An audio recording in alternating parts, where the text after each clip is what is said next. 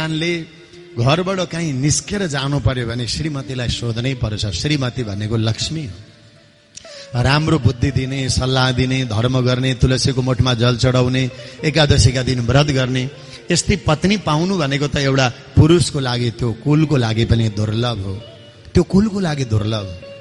तर अलिकति अधर्मको बाटोमा हिँडे, अलिकति खाने पिउने चिज महँगो भयो भने आफ्नै पत्नीले धर्म गरेको, आफ्नै पत्नीले पूजा पाठ गरेको मन पर्न छोड्छ अरे। सम्झिनु त्यो छोरा मान्छेको त दुर्भाग्य भइगयो, त्यो कुलको लागि पनि दुर्भाग्य हो। यदि यस्तै श्रीमतीलाई गाली गलौज गर्न थाल्यो भने त्यो कुललाई नै अभिशाप पर्दछ। नारीको सम्मान त ठुलो सम्मान। भगवान शङ्कर पनि पार्वतीको एउटा वचनले फर्किनु भयो। तिमीले भनेको म मान्दिन भनेर पार्वतीलाई गाली गरेर लत्याएर हिँड्न पनि त सक्नुहुन्थ्यो नि।